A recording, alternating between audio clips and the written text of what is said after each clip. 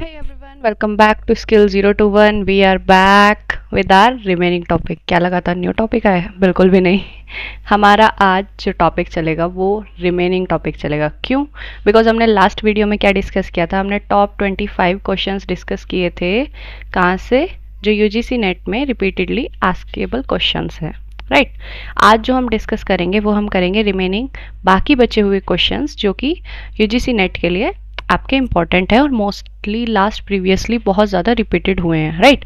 तो without wasting any time हम start करते हैं आज का new question. That is which process from soils. कौन सा प्रोसेस इनमें से सॉइल को फॉर्म करता है? सॉइल कैसे बनती है? कौन से प्रोसेस से बनती है? फोल्डिंग से बनती है, वेदरिंग से बनती है, वोल्केनिज्म से बनती है या अर्थक्वेक से बनती है? तो हम क्या आंसर लगाएंगे इसका? Answer number B, weathering. क्योंकि फोल्डिंग क्या है? वो तो माउंटेन क्रिएट करता है. वोल्केनिज्म कैसे सॉइल क्रिएट करेगी?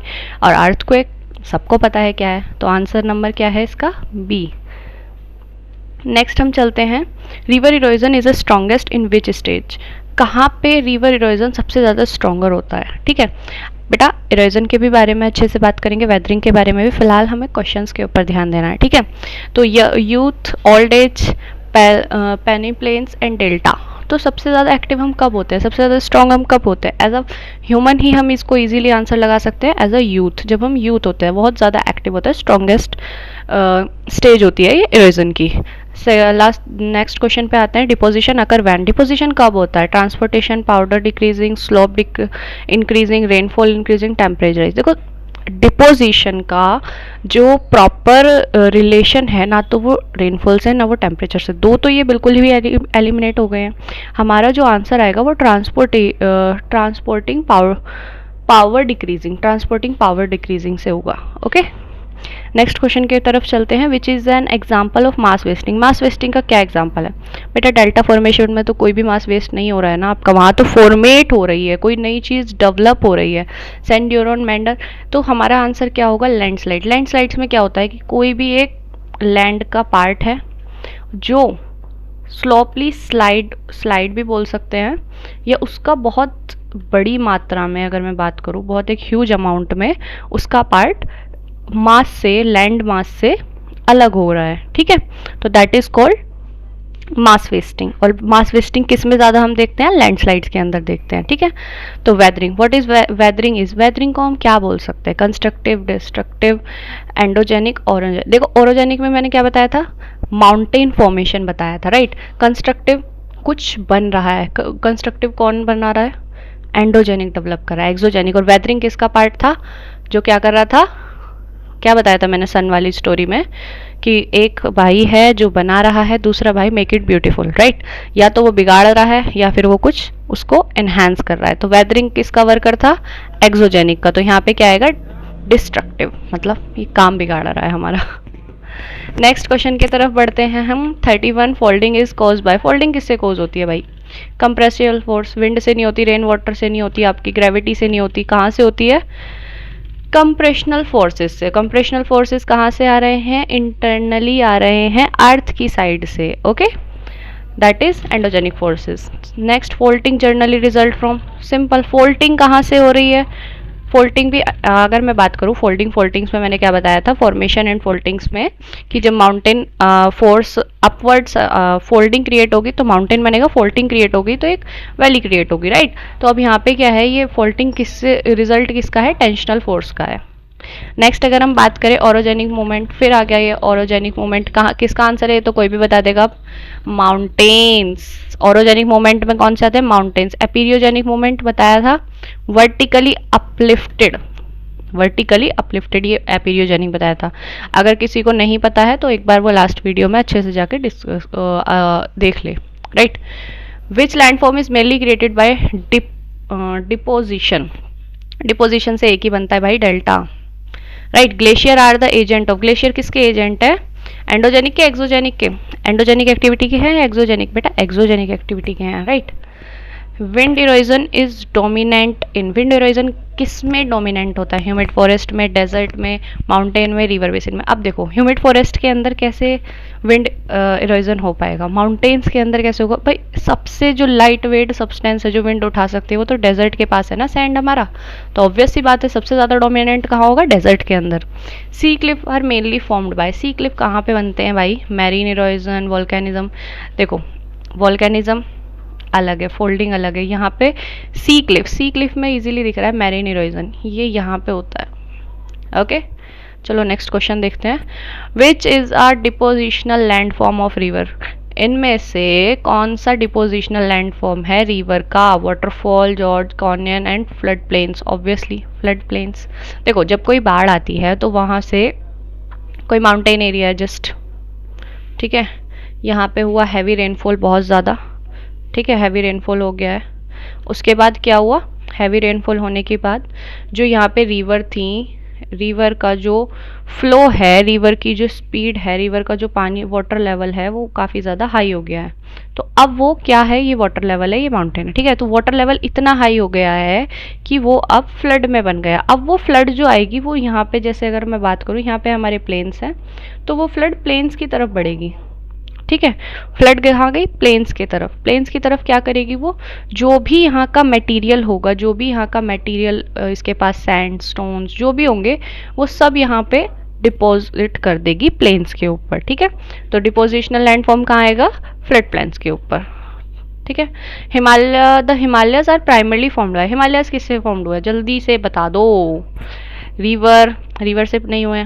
जब हमने फोल्डिंग पढ़ी थी तो फोल्डिंग किस में हो रही थी? दो उसमें हो रही थी प्लेट्स के बीच में, एक यहाँ पे थी प्लेट और एक यहाँ पे थी हमारी प्लेट। अगर बात करें तो दो प्लेट्स थी, या तो एक प्लेट अंदर जा रही मतलब कंप्रेस हो रही थी और एक प्लेट अपलिफ्ट हो रही थी, तो उससे फोल्ड क्रिएट हो रहा था और फोल्ड क्रिएट होने की वजह से क्या हो रहा था?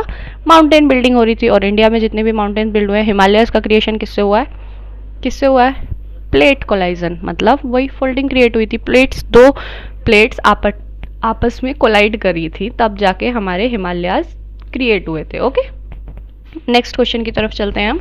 Which process reduce mountain height over time, mountain height कौन, देखो माउंटेन हाइट रिड्यूस कैसे होती है? आपने कभी देखा होगा कि माउंटेन की जो हाइट पहले हुआ करती थी वो जैसे बोलते हैं ना ओल्ड हो गया माउंटेन, वो छोटा हो गया, ओल्ड हो गया, ठीक है। तो अब अगर मैं बात करूँ प्लेट कन्वर्ट, उसमें तो माउंटेन बिल्ड हो रहे हैं, वॉल्केनिज्म अलग ही है, फोल्डिंग से तो बन रहे हैं, तो हाइट कौन छोटी कर रहा है? Weathering and erosion. बेटा जहाँ पे कटाव चल रहा है, जहाँ पे कंटिन्यू ट्रांसपोर्टेशन उसका मटेरियल प्लेन्स की साइड जा रहा है, वेदरिंग हो रही है, तो ऑब्वियस सी बात है कि वहाँ तो क्या होगा? माउंटेन की हाइट कम ही होगी।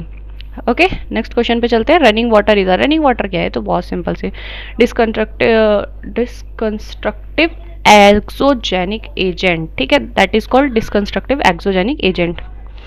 नेक्स्ट क्वेश्चन की साइड तरफ चलते हैं हम। Which process transport sediment, sediments कहाँ से आते हैं?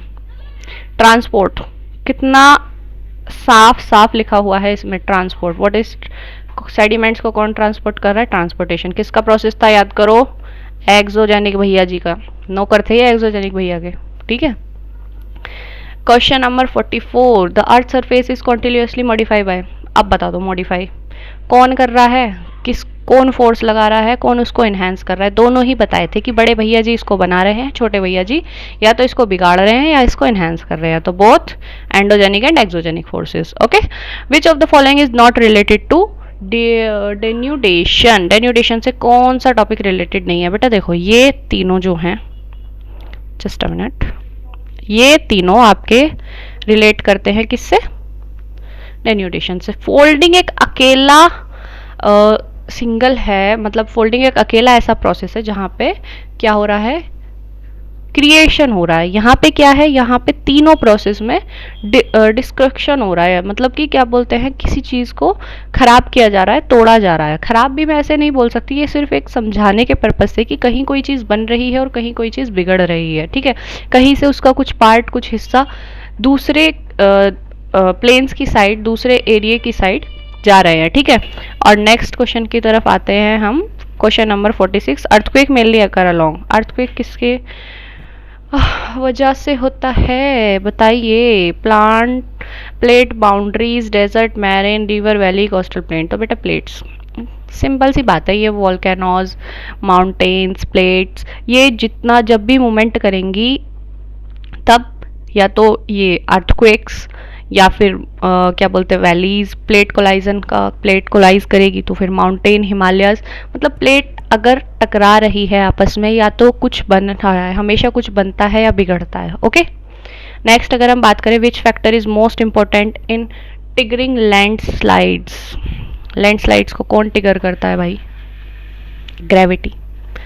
अब बोलोगे ग्रेविटी कैसे? मैंने अभी लैंडस्लाइड से बताया था कि ठीक है, ये एक माउंटेन है आपका, यहाँ पे आपके प्लेन्स हैं, यहाँ से कोई इसका पार्ट मास वेस्टिंग हो रही है, मतलब यहाँ से अगर बात करें तो यहाँ से इसका कुछ पार्ट आउट होके प्लेन्स की तरफ बढ़ रहा है, ठीक है। तो अब ये जो हो रहा है, अब ये तो आप ये नहीं बोलोगे कि यहाँ पे प्लेट का कोलाइजन हो रहा है, प्लेट का डिस्ट्रक्शन हो रहा है। प्लेट्स का यहाँ पे रोल है, यहाँ पे रोल है ग्रेविटी का, ठीक है।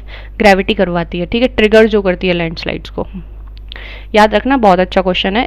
प्रीवियसली नेट के अंदर ऐसे क्वेश्चन बहुत ज़्यादा पूछे गए हैं कि कौन सा फैक्टर किस प्रोसेस को, किस स्लाइड्स को या फिर वेदरिंग को या ट्रांसपोर्टेशन को, डिन्यूटेशन को, कौन सा फैक्टर सबसे ज़्यादा अफेक्ट करता है। ओके, चलो नेक्स्ट क्वेश्चन पे आते हैं। The balance between uplift erosion and determines कौन सा है? लैंडस्केप इवोल्यूशन, ठीक है, जो बैलेंस क्रिएट करता है अपलिफ्टिव इरोजन के अंदर।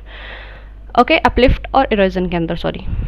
नेक्स्ट पे आते हैं, which process is responsible for lowering the earth surfaces?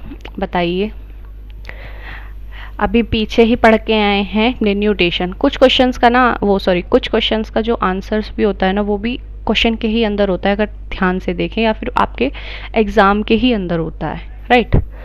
Last question आज का बेटा, the combine action of endogenic and exogenic forces.